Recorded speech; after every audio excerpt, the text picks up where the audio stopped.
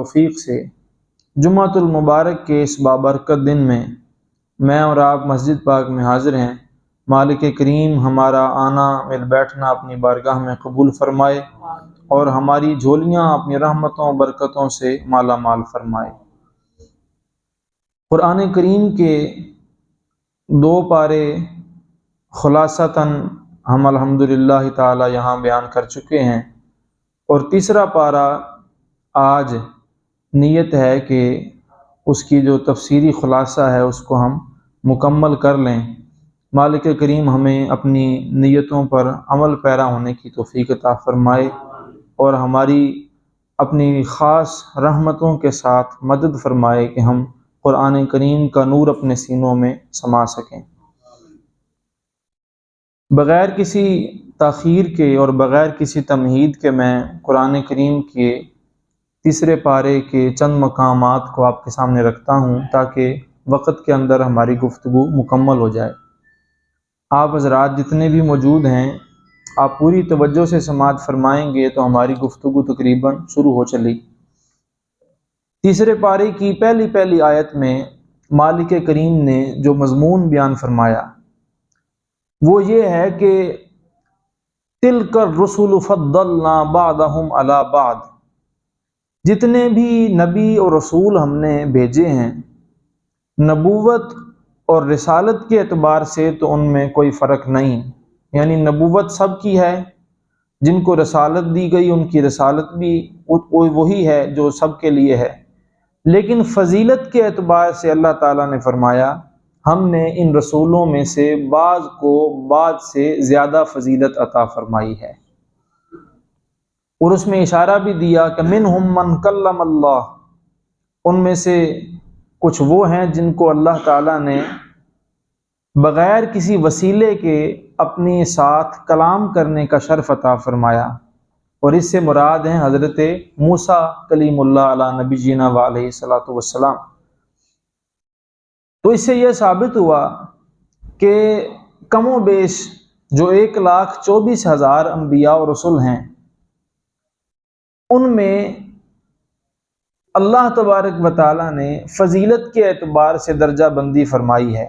یاد رکھیے کسی نبی کی شان کو، اس کی شان میں بے ادبی کی جو اجازت ہے، گنجائش ہے، وہ کسی مسلمان کو، کسی بھی شخص کو حاصل نہیں ہے۔ ہاں یہ کہہ سکتے ہیں کہ فلاں نبی کی شانیں زیادہ ہیں اور فلاں نبی کی شانیں اس سے بھی، یعنی ایک زیادہ کا لفظ ہوتا ہے، ایک کم کا لفظ ہوتا ہے، تو کم کا لفظ نہیں بولیں گے بلکہ ہمیشہ، یعنی فلاں کی شانیں فلاں سے زیادہ ہیں، فلاں کی شانیں فلاں سے زیادہ ہیں، فلاں نبی کی شانیں فلاں سے زیادہ ہیں، لیکن جب یہ کہیں گے کہ اس کی شانیں اس سے کم ہیں تو یہ لفظ بے ادبی والا ہے، یہ لفظ بے ادبی والا۔ اور قصہ مختصر یہ ہے، اس مضمون کو ہم اس بات پر سمیٹتے ہیں کہ بعض نبیوں پر فضیلت حاصل ہے، لیکن اللہ تبارک و تعالیٰ کے قرآن سے اور حضور علیہ الصلوۃ والسلام کے بے شمار فرامین سے یہ مضمون واضح ہوتا ہے کہ اللہ تبارک و تعالیٰ نے سارے نبیوں میں جو سب سے زیادہ شانیں عطا فرمائی ہیں وہ میرے اور آپ کے کریم آقا علیہ السلام کو عطا فرمائی ہیں۔ تو گویا ہم آج کے اس خطبہ جمعۃ المبارک کے شروع میں یہ کہہ سکتے ہیں سب سے اولا و اعلیٰ سب سے بالا و اعلیٰ۔ دیکھیے اعلیٰ حضرت نے بڑے سادے سے انداز میں بڑی بڑی باتیں سمجھا دی، اشارے کنایوں میں کہتے ہیں انبیاء کو دیے معجزے خدا نے، انبیاء کو دیے معجزے خدا نے، معجزہ بن کے آیا ہمارا نبی، کسی کو 2 کسی کو 7 کسی کو 10 معجزے عطا فرمائے اللہ نے نبیوں کو، لیکن جب آقا کریم علیہ الصلوۃ والسلام کی دنیا میں بعثت کی باری آئی تو اللہ تعالیٰ نے فرمایا حبیب ہم نے آپ کو سر سے لے کر پاؤں تک معجزہ بنا دیا ہے، چلنا پھرنا بھی معجزہ ہے، سونا جاگنا بھی معجزہ ہے، کھانا پینا بھی معجزہ ہے، دیکھنا سننا بھی معجزہ ہے۔ سب سے اولا و اعلیٰ سب سے بالا و اعلیٰ، الحمدللہ ثم الحمدللہ، ہمیں اس پر ناز ہے، ہمیں اس پر فخر ہے، ہم اس پر شکر ادا کرتے ہیں کہ اللہ تعالیٰ نے ہمیں سب سے افضل جو نبیوں میں سردار ہیں، امام الانبیاء ہیں، جو سرور انبیاء ہیں، جو محبوب خدا ہیں، اللہ تعالیٰ نے بن مانگے ہمیں ان کا امتی ہونے کا شرف عطا فرمایا۔ مالک کریم ہمیں حشر کے میدان میں بھی ان کا سایہ عطا فرمائے۔ آمین۔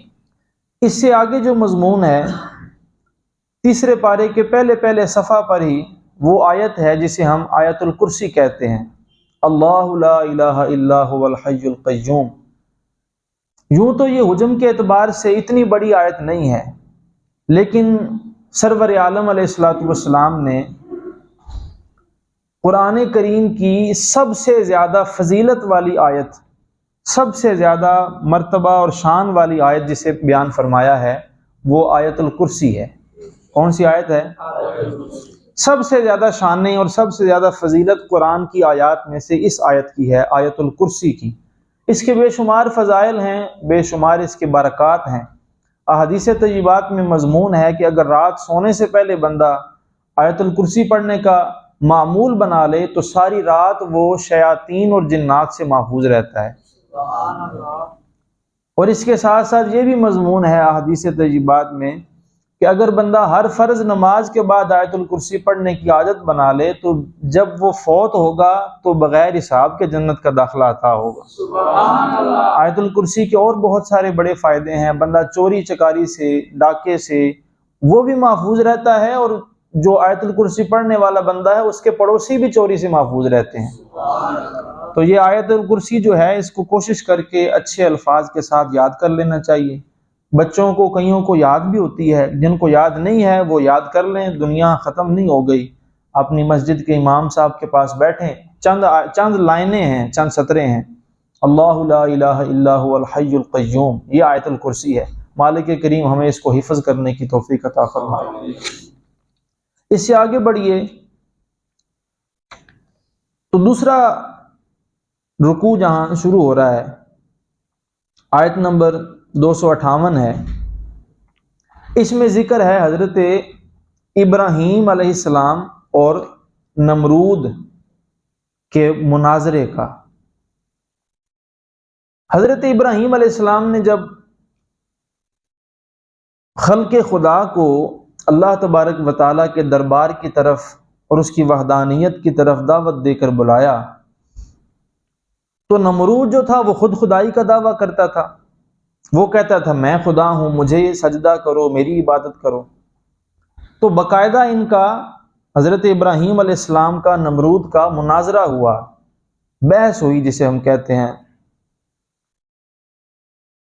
تو حضرت ابراہیم علیہ السلام نے فرمایا ربی الذی یحیی و یمیت، میرا رب وہ ہے جو زندہ کرتا ہے اور مارتا ہے، یہ میرے رب کی شان ہے۔ تو اس بدباطن نے اپنے تائیں کہا، اس نے کہا یہ تو میں بھی کر لیتا ہوں، میں بھی زندہ کر لیتا ہوں، میں بھی مار لیتا ہوں۔ تو اس نے کیا کیا، اس نے کسی ایسے بے گناہ کو پکڑ کے اس کی گردن اڑا دی، اس نے کہا یہ دیکھو میں نے مار دیا۔ اور کسی سزائے موت والے قیدی کو جس کو موت ہونے والی تھی قریب قریب، اس کو آزاد کر دیا، اس نے کہا دیکھو میں نے زندگی دے دی۔ یعنی بھونڈے سے آگے سے جواب دینے لگا حضرت ابراہیم علیہ السلام کے سامنے۔ تو اللہ تعالیٰ نے حضرت ابراہیم علیہ السلام کو ایک ایسا کلمہ اور ایک ایسی دلیل یاد دلائی، سکھائی کہ اس کا جواب نہ بن پایا۔ وہ کیا تھی کہ حضرت ابراہیم علیہ السلام نے فرمایا فَإِنَّ اللَّهَ يَأْتِي بِالشَّمْسِ مِنَ الْمَشْرِقِ، میرا رب وہ ہے جو سورج کو مشرق سے نکالتا ہے، فَأْتِ بِهَا مِنَ الْمَغْرِبِ، اگر تو بھی رب ہونے کا دعویٰ کرتا ہے تو کسی ایک دن سورج کو مغرب سے نکال کے دکھا۔ تو قرآن کہتا ہے فَبُهِتَ الَّذِي كَفَرَ، اب اس کے پاس کوئی جواب نہیں تھا۔ کوئی جواب اس کے پاس کیا ہونا تھا، اب تو سارے لوگوں کے سامنے وہ ننگا ہو گیا کہ وہ اس نے خدائی کا دعویٰ کر لیا تھا لیکن وہ سورج کو مغرب سے نکال سکتا نہیں تھا۔ تو اس طرح جب وہ اپنے سوالوں کے، حضرت ابراہیم علیہ السلام کے سوالوں کے جواب نہ دے پایا تو پھر اس نے وہ آگ والا معاملہ کیا جو آپ سنتے رہتے ہیں کہ اس نے آگ جلائی، حضرت ابراہیم علیہ السلام کو آگ میں ڈلوایا۔ وہ بڑا طویل واقعہ ہے۔ اگلی آیت جو ہے اس میں بھی بڑا ایک تفصیلی مضمون ہے اور بڑا دلچسپ مضمون ہے۔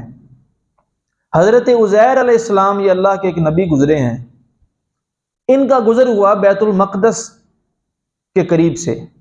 کہاں سے جناب؟ بیت المقدس کے قریب سے گزر ہوا ان کا۔ تو جو بادشاہ تھا بخت نصر بادشاہ، اس نے وہاں حملہ کر کے جو بنی اسرائیل کے لوگ تھے ان کو مار دیا تھا، وہاں بیابان ویرانہ بنا دیا، سارا یوں کہہ لیجئے کہ تباہ شدہ علاقہ تھا وہ سارا۔ اب جب حضرت عزیر علیہ السلام وہاں سے گزرے تو انہوں نے گزرتے ہوئے وہاں سے کہا انا یحیی ھذہ اللہ بعد موتھا۔ انہوں نے یہ شک کے لیے نہیں کہا تھا، بلکہ یوں ہی چلتے چلتے انہوں نے بیابان دیکھا، ویرانہ دیکھا، ساری جگہ تباہ ہوئی پڑی، تو انہوں نے چلتے چلتے کہا کہ اللہ تعالیٰ کیسے ان سب کو دوبارہ زندہ کرے گا، کیسے دوبارہ محشر کا میدان قائم ہوگا؟ یہ آخرت کی طرف انہوں نے اشارہ کیا نا، کیسے کرے گا؟ تو اللہ تعالیٰ فرماتا ہے انہوں نے یہ کہا تو فَأَمَاتَهُ اللَّهُ مِئَةَ عَامٍ ثُمَّ بَعَثَ، اللہ تعالیٰ نے حضرت عزیر علیہ السلام کو 100 سال کے لیے موت کی نیند سلا دیا۔ 100 سال کے لیے، کتنے سال کے لیے؟ وہ چلتے چلتے جب سفر میں تھے، دراز گوش گدھے پر سوار تھے، کھانا بھی تھا ساتھ زادِ راہ کے طور پر، انہوں نے یہ بات کی اور بات کر کے تھوڑی دیر بعد آرام کرنے لگے۔ جہاں آرام کرنے لگے ان کو ایسی نیند آئی کہ نیند کی حالت میں اللہ تعالیٰ نے ان کی روح قبض کی، اور 100 سال تک وہ اسی جگہ پر اسی انداز میں لیٹے رہے۔ 100 سال کے بعد جب اللہ تعالیٰ نے دوبارہ ان کے جسم میں جان واپس لوٹائی اور وہ اٹھے تو ان سے مالک کریم نے ارشاد فرمایا کم لبستہ، یہ قرآن کی آیات ہیں، کوئی کہانی قصہ نہیں ہے کہ 2 روپے والی کاپی ہے اور بازار سے خریدی ہے، وہاں سے جناب کسی ٹارزن کا واقعہ، ایسا نہیں ہے، یہ قرآن کی آیات ہیں۔ اللہ تعالیٰ نے فرمایا کم لبستہ، کتنی دیر یہاں ٹھہرے ہو؟ اتفاق سے جب وہ سوئے تھے تو صبح کا ٹائم تھا، اور جب اللہ تعالیٰ نے 100 سال بعد ان کو جان واپس لوٹائی تو شام کا ٹائم تھا۔ تو وہ آگے سے کہتے ہیں لبست یوما او بعد یوم، یا میں 1 دن سویا ہوں یا آدھا دن سویا ہوں، یا 1 دن یا آدھا دن۔ اللہ تعالیٰ نے فرمایا بل لبست مئۃ عام، نہیں تم پورا 100 سال یہاں سوئے ہو، 100 سال تم نے یہاں گزارے ہیں۔ فانظر الی طعامک و شرابک لم یتسنہ، فرمایا تم اپنے کھانے کی طرف دیکھو، جب کھانے اور پانی کی طرف دیکھا جو ان کے ساتھ زادِ راہ تھا تو وہ 100 سال گزرنے کے باوجود اس کھانے کے اندر بدبو بھی نہیں آئی تھی، اسی طرح تر و تازہ تھا۔ اب مالک کریم نے فرمایا وانظر الی حمارک، جس سواری پر تم سوار ہو کے آئے تھے اس کی طرف دیکھو، تو جب اس کی طرف دیکھا تو اس کی ہڈیاں بھی گل گئی تھی، اس کا سارا جسم چمڑی ادڑ گئی تھی اور ہڈیاں بھی سفیدی ہلکی سی صرف نظر آ رہی تھی 100 سال کے بعد۔ اب جب اس کی طرف دیکھا تو مالک کریم نے، چونکہ انہوں نے یہ چلتے چلتے کہا تھا کیسے اللہ تعالیٰ ان سب کو زندہ کر لے گا، تو جب گدھے کی طرف مالک کریم نے فرمایا نہ دیکھو، تو جب دیکھا تو اسی طرح سے اللہ تعالیٰ نے اس کے اندر جان پیدا کی، ہڈیوں پر گوشت آنے لگا، گوشت کے اوپر ماس آنے لگا، ماس کے اوپر بال آنے لگے، اور گدھا اٹھ کے کھڑا ہو گیا۔ 100 سال وہ مرا رہا اور پھر وہ اٹھ کے کھڑا ہو گیا۔ تو اللہ تعالیٰ نے ان کو پھر دکھایا، فرمایا اعلم ان اللہ علی کل شیء قدیر۔ پھر حضرت عزیر علیہ السلام نے جب 100 سال کے بعد دوبارہ زندہ ہوئے تو آپ نے فرمایا میں جان گیا کہ بے شک اللہ ہر چاہے پر قادر ہے۔ اچھا جی، یہ واقعہ اس کی اور بھی بڑی تفصیل ہے لیکن ہم پہلے کر چکے ہیں، اب جب اس کو تفسیر میں بیان کر رہے تھے، ابھی صرف میں نے اشارہ دیا ہے اس کا۔ آگے بڑھیے تو اس سے جو اگلی آیت ہے اس میں بھی یہ بڑا دلچسپ مضمون ہے۔ وہ کیا ہے کہ حضرت ابراہیم علیہ السلام نے ایک مرتبہ عرض کی وَإِذْ قَالَ إِبْرَاهِيمُ رَبِّ أَرِنِّي كَيْفَ تُحْيِي الْمَوْتَى، حضرت ابراہیم علیہ السلام نے عرض کی مولا میں دیکھنا چاہتا ہوں کہ تو مردوں کو زندہ کیسے کرتا ہے، مردوں کو زندہ مردوں کو زندہ اگلے لفظ سنیے گا، مالک کریم نے فرمایا اولم تؤمن، کیا تمہیں ایمان نہیں ہے؟ کیا تمہیں یقین نہیں ہے کہ میں مردوں کو زندہ کرتا ہوں؟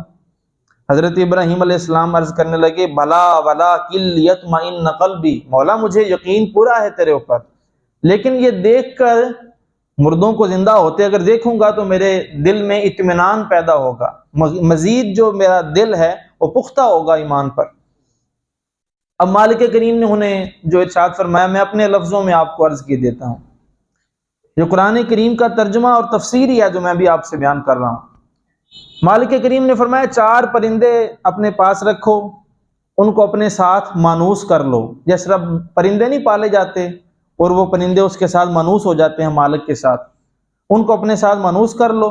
جب اچھی طرح تمہیں ان کی شناسائی ہو جائے اور وہ تمہیں جاننے لگ جائیں تو پھر اس کے بعد 4 کو ذبح کرو اور 4 کے گوشت کو قیمہ کر کے آپس میں ملا لو اور 4 کا گوشت مکس کر کے 4 دور دور پہاڑیوں پر مختلف جگہ پر ڈھیریاں لگا کے چھوڑ کے آ جاؤ، اور یہاں ایک جگہ پر آ کر پھر کہو کہ اللہ کے حکم سے آ جاؤ۔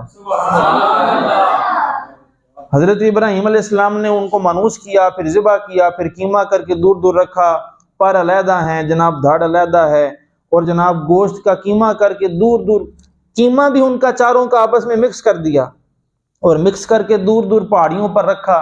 سر جو تھا سر 4 پرندوں کا اپنے پاس رکھا۔ اب جب اللہ تبارک و تعالیٰ کے حکم سے بلایا تو وہ 4 پرندوں کا گوشت اپنی اپنی جگہ سے چلا اور 4 پرندے بن کے اور اپنے دھڑ کے ساتھ آ کے سر کے ساتھ آ کے مل گیا۔ یہ 4 پرندے اللہ تبارک و تعالیٰ نے حضرت ابراہیم علیہ السلام کو زندہ کر کے دکھائے۔ تو یہ ساری نشانیاں ہیں مالک کریم نے قرآن میں جو بیان فرمائی ہیں کہ یہ کوئی نہ سمجھے کہ جو مر گیا وہ مٹی میں مل گیا، تو جو جس کو مچھلیاں کھا گئی، جو سمندر میں چلا گیا، جو آگ میں جھلس گیا، اس کو دوبارہ ہم اکٹھا نہیں کر سکتے۔ مالک کریم فرماتا ہے جو پہلی دفعہ زندہ کر سکتا ہے وہ دوبارہ بھی تمہیں زندہ کر سکتا ہے، وہ دوبارہ بھی زندہ کرنے پر قادر ہے۔ اگلی آیات میں تفصیل کے ساتھ سود کے حوالے سے بیان کیا گیا، الذین یاکلون الربا۔ پہلی آیت میں فرمایا گیا کہ ان کی قیامت والے دن حالت یہ ہوگی کہ وہ اس طرح کھڑے ہوں گے، سود خور جو ہیں، جس طرح ایک نشئی ہوتا ہے گرتا پڑتا، نشئی کی کبھی حالت دیکھیں کس طرح کھالیوں میں نالیوں میں اوندے منہ گرے ہوتے ہیں۔ تو مالک کریم نے فرمایا معاشر کے میدان میں جو سود خور ہیں وہ اس طرح پہچانے جائیں گے کہ وہ نشئیوں کی طرح، شرابیوں کی طرح گرتے پڑتے ہوں گے۔ اور اگلی آیت میں فرمایا یمحق اللہ الربا ویربی الصدقات۔ تم دنیا کے معاملے میں کتنے سیانے ہو، تمہیں ہر چیز وہ چاہیے جو بڑھوتری کی طرف جاتی ہے۔ تسی جناب جانور لین لگے بھی سوچ دیو کہ جدے وچوں نفع بہتا ہونا ہے، جن نے جناب اگے بچے بہتے دینے نے وہ لینے ہیں۔ مالک کریم نے فرمایا جے تسی اتنے سیانے ہو تے اس پاسے دھیان کیوں نہیں کردے؟ یمحق اللہ الربا ویربی الصدقات، جو سود والا پیسہ ہے اللہ اس کو مٹا دیتا ہے اور جو صدقے والا پیسہ ہے اللہ اسے بڑھا دیتا ہے۔ ادھر بھی تو سمجھداری کرنی چاہیے، اپنے پیسے نو بدھان واسطے اللہ تعالیٰ نے چاہنا ہے تو پیسے ودنے نے، انہیں چاہنا ہے تو برکت آنی۔ تو پھر کیا طریقہ ہے؟ فرمایا صدقہ جس مال سے دیا جاتا ہے ہم اس مال کو بڑھا دیتے ہیں، اور جس مال میں سود کا مال شامل ہو جاتا ہے اس کو ہم کیا کر دیتے ہیں؟ مٹا دیتے ہیں، اسے ختم کر دیتے ہیں۔ بندے کا کیلکولیٹر کہتا ہے جناب 1000 تو 2 ہو گئے، لاکھ تو 2 لاکھ ہو گئے، لیکن حقیقت یہ ہے کہ آج یا کل یا پرسوں اس مال نے فائدے مند ہمارے لیے ہونا نہیں۔ آگے بڑھیے تو سورۃ البقرہ کی آخری جو 3 آیات ہیں، اس حوالے سے صرف اتنا عرض کروں گا کہ جب میں بچپنے میں تھا تب سے میں اس کو سنتا آ رہا ہوں کہ یہ جو آیات ہیں ان آیتوں کی کیا حسین شان ہے۔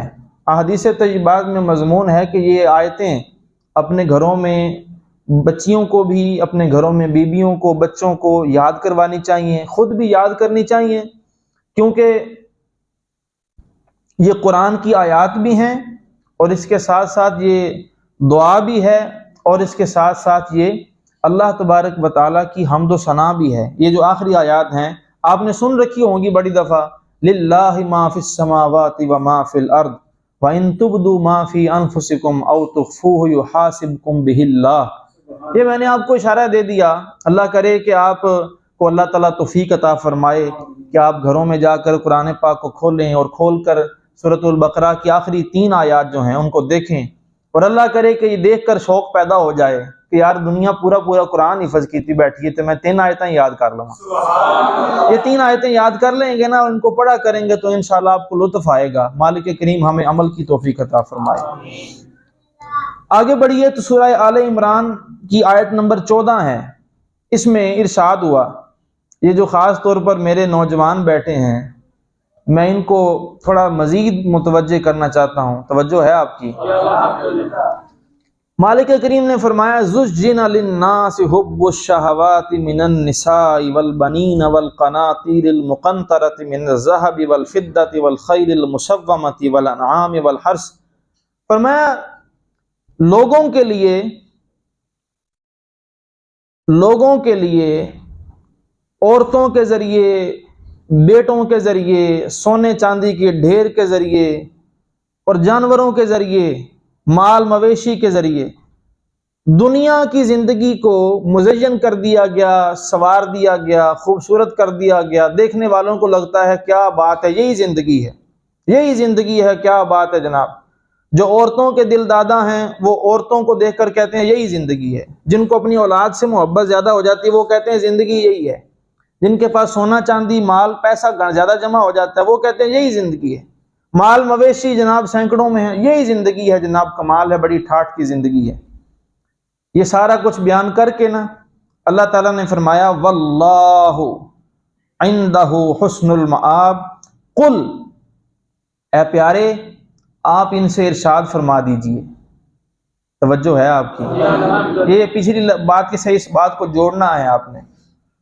ہزاروں سینکڑوں جانور ہیں، با فرما بردار بچے ہیں، کماؤ پوت ہیں، حسین و جمیل عورتوں کی جناب کثرت ہے، بڑا پیسہ ہے، بڑی مال و دولت ہے، زندگی جناب یوں لگتا ہے جیسے جناب ہے ہی سب کچھ یہ۔ مالک کریم نے فرمایا اے پیارے حبیب آپ ان سے ارشاد فرمائیے اَأُنَبِّئُكُمْ بِخَيْرٍ مِّن ذَلِكُمْ، کیا اس سب سے بہتر نہ تمہیں میں بتاؤں؟ تم یہ سمجھتے ہو یہی زندگی ہے، یہ منزل نہیں یہ راستہ ہے، یہ منزل نہیں یہ کیا ہے، یہ تو راستہ ہے، راستے میں کھو جاؤ گے تو منزل پر کیسے پہنچو گے؟ قُلْ أَأُنَبِّئُكُمْ بِخَيْرٍ مِّن ذَلِكُمْ، تمہیں اس سے بہتر نہ زندگی بتاؤں کیا ہے؟ فرمایا لِلَّذِينَ اتَّقَوْا عِندَ رَبِّهِمْ جَنَّاتٌ تَجْرِي مِن تَحْتِهَا الْأَنْهَارُ خَالِدِينَ فِيهَا وَأَزْوَاجٌ مُطَهَّرَةٌ وَرِضْوَانٌ مِّنَ اللَّهِ وَاللَّهُ بَصِيرٌ بِالْعِبَادِ، فرمایا جنہوں نے تقوی اختیار کیا، اور میں تقوی اختیار کرنے کو اپنے لفظوں میں کہتا ہوں سادے سے انداز میں تاکہ ہر بچہ بزرگ نوجوان سمجھ جائے۔ مالک کریم فرماندا ہے ساری زندگی جڑا ساڑی بارگاہ تو ڈردے ہوئے جنہیں گزار دیتی بھی میرا مالک ناراض نہ ہو جاوے، مالک دی بارگاہ تو۔ فرمایا اللہ کے ہاں ان کے لیے اجر یہ ہے، جنتیں ہیں، جنتوں کے نیچے نہریں جاری ہیں، اور مزے کی بات یہ ہے کہ اس زندگی کا اختتام اس زندگی کا تو پتہ نہیں نا پل کا کہ جناب اربوں پتی ہے، کھربوں پتی ہے، تو کیا پتا سانس بھی اگلی آنی ہے کہ نہیں آنی، سب کچھ ختم، پچھلے نے پھر استعمال کرنا ہے۔ لیکن اس زندگی کا مزہ یہ ہے، مالک کریم نے فرمایا خالدین فیہا، اس میں ہمیشہ ہمیشہ رہنا ہے، وَأَزْوَاجٌ مُطَهَّرَةٌ، اس میں پاکیزہ بیبیاں ہیں، وَرِضْوَانٌ مِّنَ اللَّهِ، اور سب سے بڑی جو نعمت ہے جنت کی وہ یہ ہے کہ جنتیوں کو اللہ کی رضا حاصل ہوگی، اللہ کی رضا نصیب ہوگی، واللہ بصیر بالعباد، اور اللہ اپنے بندوں کو دیکھ رہا ہے۔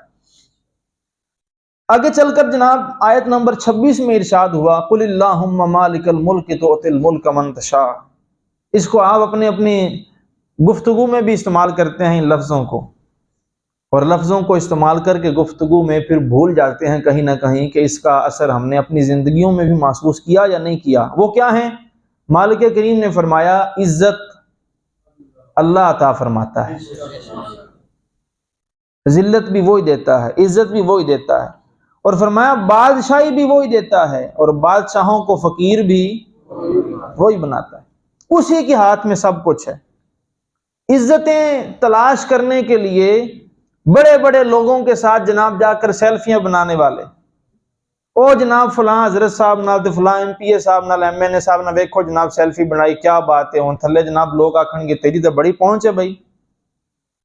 دنیا داراں نال بڑے رابطے تعلق قائم کر کے تے پہنچ ثابت کیتی ہے، کیوں نہ مالک دے در تے آ کے جھک جائیے۔ قرآن کریم کی تلاوت کرتے ہوئے، احادیث طیبات سنتے پڑھتے ہوئے، نعت شریف پڑھتے ہوئے سنتے ہوئے، سرکار کے نام پر نعرے لگاتے ہوئے، سرکار کی نام کی سبیل لگاتے ہوئے حسینی لنگر تقسیم کرتے، فخر اس بات پہ ہونا چاہیے، اس بات پہ فخر ہونا چاہیے کہ ہم نسبتوں والے ہیں، ہم سرکار کے امتی ہیں، حضور علیہ الصلوۃ والسلام سے محبت کرنے والے ہیں۔ اور عزت دنیا داروں کے در پر نہیں ہے، بلکہ عزت کی جو کنجیاں ہیں وہ کس کے ہاتھ میں ہیں؟ اللہ کے ہاتھ۔ فرمایا وہی عزتیں دینے والا ہے اور وہی لوگوں کو ذلیل کرنے والا ہے، اسی کے ہاتھ میں بادشاہیاں ہیں اور وہی بادشاہوں کو بھی فقیر کرنے والا ہے۔ آیت نمبر 31 میں ارشاد ہوا قُلْ إِن كُنتُمْ تُحِبُّونَ اللَّهَ فَاتَّبِعُونِي يُحْبِبْكُمُ اللَّهُ، فرمایا اگر تم اللہ سے محبت کا دعویٰ کرتے ہو، اگر تم اللہ سے محبت کا دعویٰ کرتے ہو تو تمہیں چاہیے کہ تم حبیب کی اتباع کرو، پیارے کی اتباع کرو، اس کی پیروی کرو، اس کے حکم کی تعمیل کرو، تو کیا ہوگا؟ فرمایا یحببکم اللہ، پہلے تو تم دعویٰ کرتے ہو کہ اللہ سے محبت کرتے ہو، جب تم میرے حبیب کی اتباع کرو گے تو اللہ تم سے محبت کرنے لگ جائے گا، ویغفر لکم ذنوبکم، تمہارے ساری خطائیں معاف ہو جائیں گی۔ اتباع مصطفیٰ، یاد رکھیے، آپ کو شاید کوئی بات میری کڑوی لگے، لیکن کڑوی بھی ہو تو کیا ہے، دوائیاں کڑوی بھی ہوتی ہیں۔ بڑا آسان ہے غلامی رسول میں موت بھی قبول ہے، جو ہو نہ عشق مصطفیٰ تو زندگی فضول ہے، یہ بڑا آسان ہے۔ اتباع مصطفیٰ کیا ہے؟ اتباع، پیروی، حکم کی تعمیل، انج دل تے ہاتھ رکھ کے تے نیواں ہو کے سرکار جو تسی فرما دیتا میری آنکھاں بند نے۔ میں آپ کو صرف اس کی ایک مثال پیش کرنا چاہتا ہوں، وقت اتنا زیادہ نہیں ہمارے پاس، پورا مضمون ہے یہ، صرف ایک مثال۔ صحابی پاک کے ہاتھ میں سونے کی انگوٹھی ہے، کس چیز کی؟ سونے کی انگوٹھی آپ بھی جانتے ہیں کہ مرد کے لیے جائز ہے، مرد کے لیے جائز نہیں ہے۔ صحابی پاک نے سونے کی انگوٹھی ہاتھ میں پہنی ہوئی، سرور عالم علیہ الصلوۃ والسلام نے دیکھا تو دیکھ کر آپ نے غصہ کیا، غصہ کر کے فرمایا تمہارے ہاتھوں میں کیا ہوں، آگ کیوں دیکھ رہا ہوں؟ آپ نے غصے سے انگوٹھی اتاری اور اتار کر پھینک دی، اور یہ باتیں کرتے کرتے حضور اندر تشریف لے کے حجرہ میں، کچھ دیر بعد اب جو بقیہ دوست حضرات ساتھ بیٹھے تھے صحابہ پاک، یہ کوئی کہانی قصہ نہیں ہے، حدیث شریف ہے، جو بقیہ دوست بیلی ساتھ بیٹھے تھے انہوں نے کہا کہ حضور کا فرمانے کا مطلب یہ تھا کہ مرد کے لیے سونا پہننا جائز نہیں ہے، تو سونے کی انگوٹھی جو سرکار نے پھینکی ہے وہ اٹھاؤ، اٹھا کر گھر والی کا، کسی بچی کا، بیگم کا، کسی کا کوئی زیور بنا لو۔ وہ صحابی پاک کا جواب سنیے، فرمایا جنہوں سرکار سٹ دیتا انہوں میں نہیں چکن لگا۔ آواز کمزور ہے آپ۔ اتباع اس کو کہتے ہیں جناب، اتباع۔ حضرت عبداللہ بن عمر رضی اللہ تعالیٰ عنہ اونٹنی کے چکر لگوا رہے تھے، ایسے ہی بس اونٹنی پر بیٹھے ہیں اور اونٹنی کو گھمائی جا رہے ہیں۔ کسی نے کہا سرکار یہ کیا کر رہے ہیں؟ فرمایا مینوں بھی اس گل دا نہیں پتا، میں سرکار نو ایک باری کردیاں ویکھیا سی۔ اتباع اس چیز کا نام ہے۔ حضرت عثمان غنی رضی اللہ تعالیٰ عنہ نے وضو کیا اور وضو کرنے کے بعد مسکرانے لگے، ساتھیوں سے کہا تم مجھ سے پوچھتے کیوں نہیں کہ میں کیوں مسکرا رہا ہوں؟ تم مجھ سے پوچھتے کیوں نہیں میں کیوں مسکرا رہا ہوں؟ ساتھیوں نے کہا حضور آپ فرما دیجئے کہ آپ کس لیے مسکرا رہے ہیں۔ حضرت عثمان پاک فرمانے لگے ایک مرتبہ سرور عالم علیہ السلام نے پانی منگوایا تھا وضو کرنے کے لیے، آپ نے وضو کیا اور وضو کرنے کے بعد آپ بھی مسکرائے تھے، اور آپ نے بھی مسکرا کر پوچھا تھا کہ مجھ سے پوچھو میں کیوں مسکرا رہا ہوں۔ عرض کی حضور کو سرکار آپ کس لیے مسکرا رہے ہیں؟ تو جان عالم علیہ السلام نے فرمایا وضو کرنے کے بعد میں اس لیے مسکرا رہا ہوں کہ میرا امتی جب وضو کرتا ہے چہرے پر پانی ڈالتا ہے، چہرے کے سارے گناہ معاف ہو جاتے ہیں، بازوؤں پر پانی ڈالتا ہے، بازوؤں کے سارے گناہ، پاؤں پر پانی ڈالتا ہے، پاؤں کے سارے گناہ، تو میں اس لیے مسکرا رہا ہوں کہ وضو میں ہی اللہ نے مغفرت فرما دی۔ تو بات کیا کر رہے تھے؟ اتباع مصطفیٰ، حضور نے جو کیا اس کو کرنے کی کوشش کی جائے۔ میں اکثر یہاں یہ بات کرتا ہوں، اللہ کے بندو، زندگی کا اصل لطف تو تب ہے کہ جب ہم ایک ایک قدم اٹھاتے وقت سوچیں کہ یہ قدم سرکار نے کس طرح اٹھایا تھا۔ بچوں کی شادی کا وقت آ گیا، بچوں کا عقیقہ کرنے کا وقت آ گیا، کوئی خوشی غمی آ گئی، احادیث تجربات کو مطالعہ کیجیے، آپ کو ہر چیز کا جواب ملے گا کہ اس کو آپ نے کس انداز میں گزارنا ہے۔ تو نیت کر لیجئے کہ سرکار کی سنتوں پر عمل کی کوشش کریں گے انشاءاللہ۔ اللہ کریم ہمیں عمل کی توفیق عطا فرمائے۔ دیکھیے نماز ہے نا، نماز حالانکہ جو بندہ پڑھتا ہے اس کو اسی بات پر ہی بڑا ناز ہوتا ہے کہ میں اللہ کا شکر ہے نمازی ہوں، لیکن نماز میں بھی اس حد تک صحابہ کرام کا اتباع کا جذبہ، نماز میں اتنا جذبہ، توجہ ہے آپ کی؟ نماز میں جذبہ دیکھیے، حضرت عبداللہ بن عمر سفر پر ہیں رضی اللہ تعالیٰ عنہ، تو حالت سفر میں آپ کے سنگی کہتے ہیں نماز کا وقت آ گیا، نماز پڑھ لیے، پڑھ لینے ہیں، نماز کا وقت آ گیا، نماز پڑھ لیے، پڑھ لینے ہیں۔ رستے سے ہٹ کر کبھی ادھر جاتے ہیں، گھوم پھر کر جا کر کوئی جگہ تلاش کرتے ہیں، وہاں نماز پڑھتے ہیں۔ سنگی کہتے ہیں کہ آپ اتنی دور سفر کر کے رستے سے ہٹ کے جا کے نماز پڑھتے ہیں، نماز تو رستے میں یہاں بھی پڑھی جا سکتی تھی۔ وہ کہتے ہیں کہ جب سرکار کے ساتھ سفر کر رہے تھے حضور نے بھی یہیں نماز ادا کی تھی۔ یہ اتباع کا جذبہ جب آ گیا مسلمانوں کے اندر، یہ اتباع کا جذبہ جب آ گیا، وہی بات جو ہم پچھلی دفعہ بھی کر رہے تھے کہ سرکار کی ذات پاک سے وفا ہی میں مسلمانوں کی بقا ہے، مسلمانوں کا جو عزت ہے مسلمانوں کی، وہ سرکار کی ذات پاک سے وفا کرنے میں ہے۔ اللہ تعالی ہمیں وفا کی دولت عطا فرمائے۔ آگے جناب حضرت مریم کا رضی اللہ تعالیٰ عنہ کا ذکر ہے۔ حضرت مریم کو حضرت زکریا علیہ نبینا علیہ الصلوۃ والسلام نے پالا۔ میں اب 4-5 منٹ میں جو آگے باتیں رہ گئی ہیں وہ ساری کرنے کی کوشش کروں گا تاکہ وقت کے اندر بات پوری ہو جائے، آپ نے صرف دھیان سے سننی ہے باتیں۔ حضرت مریم یہ اللہ تبارک و تعالیٰ کی ولیہ ہیں، نبی کی ماں ہیں۔ حضرت مریم ابھی پنگوڑے میں تھیں، حضرت زکریا ان کو پال رہے تھے۔ ان کے پاس جاتے حضرت زکریا تو دیکھتے کہ ان کے پاس پھل موجود ہیں۔ کیا موجود ہیں؟ پھل۔ یہ قرآن کی آیات کا ترجمہ بتا رہا ہوں آپ کو۔ پنگوڑے میں ہیں ابھی حضرت مریم، حضرت زکریا پوچھتے ہیں یہ پھل تمہارے پاس کہاں سے آ گئے؟ وہ کہتے ہیں یہ میرے رب کی طرف سے آئے ہیں، اور بے موسم پھل ہیں جن کا کوئی موسم بھی نہیں ہے۔ اب جب یہ دیکھا تو حضرت زکریا کے دل میں ارمان پیدا ہو گئے کہ جو رب مریم کو بے موسم پھل دے سکتا ہے وہ مجھے بڑھاپے میں اولاد بھی دے سکتا ہے۔ وہیں کھڑے کھڑے حضرت زکریا نے دعا کی کہ مولا مجھے اولاد عطا فرما۔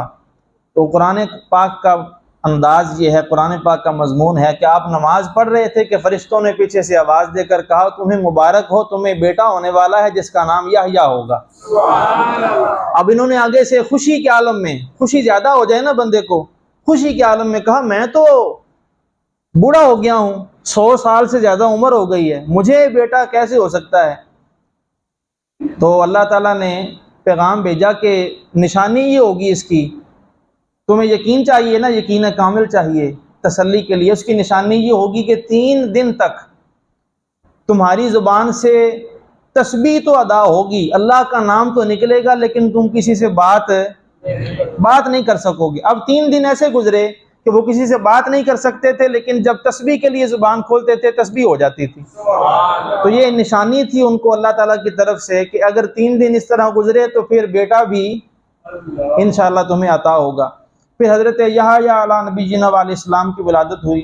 آگے حضرت مریم کا دوسرا واقعہ بیان ہوا کہ حضرت مریم کو جب اللہ تعالیٰ نے پیغام بھیجا کہ تمہیں بیٹے کی مبارک ہو، تو حضرت مریم نے عرض کیا کہ مجھے تو کسی بشر نے آج تک ہاتھ نہیں لگایا، چھوا نہیں، تو مجھے بیٹا کیسے ہوگا؟ کوئی شادی نہیں ہوئی۔ تو اللہ تعالیٰ نے فرمایا یہی ہماری شان ہے کہ ہم جو چاہتے ہیں کرتے ہیں، بس ہمارا یہی فیصلہ ہے کہ جو ارادہ کر لیا پھر وہ ہو جاتا ہے۔ حضرت مریم کو بیٹے کی ولادت ہوئی، اور وہ بیٹا کون ہے؟ حضرت عیسیٰ علیہ السلام۔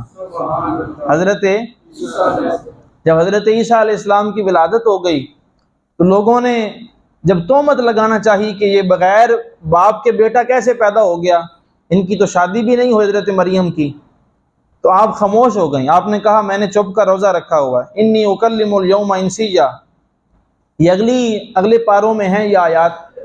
اللہ تعالیٰ نے پنگوڑے میں حضرت عیسیٰ علیہ السلام کو بولنے کی قوت عطا فرمائی. انہوں نے پنگوڑے سے بول کر کہا انی عبداللہ، میں اللہ کا بندہ ہوں. آتانی الکتاب وجعلنی نبیہ، میں اللہ کا بندہ ہوں، مجھے اللہ نے کتاب عطا فرمائی ہے اور مجھے اللہ نے نبی بنا کر بھیجا ہے.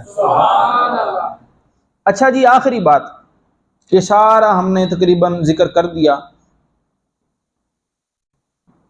توجہ ہے آپ کی؟ اب چلتے چلتے وہ ذکر ان کا آ گیا کہ ماہ محرم الحرام میں عام طور پر جن کی ہم نیاز کھا رہے ہیں، سبحان اللہ، آپ کی سبحان اللہ پر بھی سبحان اللہ، نیازاں کھا کے سبیلاں پی پی کے تو پھر بھی اپنی آواز سبحان اللہ دینے نکلی علی بھی. یہ اصل میں ذکر آ گیا، وقت اگرچہ ساتھ نہیں دے رہا، لیکن ان کا مہینہ بھی ان کی نسبت والا اور ذکر بھی، اور قرآن پاک کی آیات بھی آنکھوں کے سامنے آ گئی. وہی پارہ ہے جو ہم پڑھ رہے ہیں. عیسائیوں نے جب ہٹ درمی کا مظاہرہ کیا اور کہا کہ ہم آپ کی دلیلیں نہیں مانتے کہ حضرت عیسیٰ اللہ کے بیٹے نہیں ہیں، انہوں نے حضرت عیسیٰ کو اللہ کا بیٹا بنایا ہوا تھا عیسائیوں نے. تو اللہ تبارک و تعالیٰ نے اپنے پیارے حبیب علیہ السلام کو یہ ارشاد فرمایا کہ اے پیارے، اب ان کے ساتھ مباہلہ ہوگا. مباہلہ یہ ہے کہ کھلی جگہ پر کسی پر ایک دوسرے کے خلاف بد دعا ہوگی. عیسائی آ جائیں گے سامنے، اور ادھر سے سرور عالم علیہ السلام ہوں گے. اب آپ کی توجہ چاہیے، توجہ کیجئے گا. مالک کریم نے ارشاد فرمایا پیارے ان سے کہو فَقُلْ تَعَالَوْا نَدْعُوا أَبْنَاءَنَا وَأَبْنَاءَكُمْ وَنِسَاءَنَا وَنِسَاءَكُمْ وَأَنفُسَنَا وَأَنفُسَكُمْ، تم اپنے بچوں کو، اپنے گھر والیوں کو لے آؤ، خود بھی آ جاؤ، اور ہم بھی اپنی عورتوں کو لے آتے ہیں، اپنے بچوں کو لے آتے ہیں. اچھا، انہوں نے آپس میں بیٹھ کر مشورہ کیا عیسائیوں نے، تو کسی سیانے نے، عیسائیوں میں سے سیانے نے ان کو کہا کہ اے کام نہ کریا جے، وہ بندے بڑے ڈاڈے نے، اے بددعا والا کام نہ کریا جے. اب وہ حضور کی بارگاہ میں یہ عرضی لے کر جا رہے تھے کہ ہم یہ مباہلہ والا جو کام ہے نا، یہ نہیں کر سکتے. مباہلہ میں نے آپ کو پہلے بتا دیا ہوتا ہے ایک دوسرے کے خلاف بددعا کرنی ہوتی ہے. اب جب یہ وفد گیا نا، تو پوری توجہ سے ان لفظوں کو سنیے گا. اب جب یہ وفد گیا نا حضور کی بارگاہ میں، تو ادھر تو پوری تیاری ہو چکی تھی. تیاری کیا تھی؟ اللہ کرے کہ آپ کے کانوں تک اور کانوں سے دل تک میری بات پہنچے. تیاری کیا ہو رہی تھی؟ حضرت امام علی مقام امام حسین کو سرکار نے کندھے پر اٹھایا ہوا تھا. یہ تیاری ہو رہی ہے. حضرت امام حسن پاک کو انگلی پکڑائی ہوئی تھی سرکار نے. سرور عالم علیہ السلام کے پیچھے مولا علی پاک ہیں اور سیدہ فاطمہ پاک ہیں. پنجتن پاک کا گلدستہ ہے. اور لفظ سنیے گا، حضور ان سے فرما رہے تھے جدوں میں انہاں دے خلاف دعا کرا نا، تسی سارے آمین آکھنا ہے. یہ وہ منظر دیکھا نا سامنے والوں نے، تو انہوں نے آ کر کہا، انہوں نے کہا بھائی اسی تہاڈے نال مباہلہ نہیں کرنا. انہوں نے کہا کس لیے نہیں؟ آپس میں انہوں نے کہا اس لیے مباہلہ نہیں کر سکتے کیونکہ ایسی حسین چہرے ہم دیکھ رہے ہیں کہ اگر انہوں نے ہمارے خلاف دعا کر دی تو رہتی دنیا تک زمین پر عیسائی باقی نہیں بچے گا، اس لیے ہم ان کے ساتھ مباہلہ نہیں کر سکتے. تو یہ سرور عالم علیہ السلام کے شہزادوں کی شان و عظمت ہے، جن کے حسین چہروں کو دیکھ کر ہی جو مقابل ہے، مد مقابل جو دشمن ہے، وہ واپس پلٹ جاتا ہے اور اللہ تعالی فتح عطا فرماتا ہے. سورۃ البقرہ ہے اور آیت نمبر 81 ہے، تیسرے پارے کی آخری جو صفحہ ہے اس پر ہے کہ اللہ تبارک و تعالیٰ نے سارے نبیوں سے یہ عہد لیا کہ جب میرا حبیب دنیا میں جلوہ گر ہو جائے تو تم نے اس کی نبوت کا اقرار کرنا ہے، اس کی تائید کرنی ہے، اس کی حمایت کرنی ہے، اس کی مدد کرنی ہے. تو سارے نبیوں نے، مولا علی پاک رضی اللہ تعالیٰ عنہ اس حدیث پاک کے راوی ہیں کہ حضرت آدم علیہ السلام سے لے کر سرور عالم علیہ السلام کے زمانہ تک جتنے بھی نبی آئے، ہر نبی سے اللہ تعالیٰ نے یہ عہد لیا کہ اگر تمہارے زمانے میں میرا حبیب آ جائے تو تم نے اس پر ایمان لے کر آنا ہے۔ یہ حضور کی خاص شان و عظمت ہے جو قرآن میں اللہ تعالیٰ نے بیان فرمائی۔ مالک کریم ہمیں قرآن کریم کے دامن سے مضبوطی سے جڑے رہنے کی توفیق عطا فرمائے۔ آئندہ جمعۃ المبارک میں انشاءاللہ العزیز قرآن کریم کے چوتھے پارے کا انشاءاللہ خلاصہ ذکر ہوگا۔ مالک کریم ہمیں قرآن کریم کا فیضان اپنے سینوں میں اتارنے کی توفیق عطا فرمائے۔ وما علینا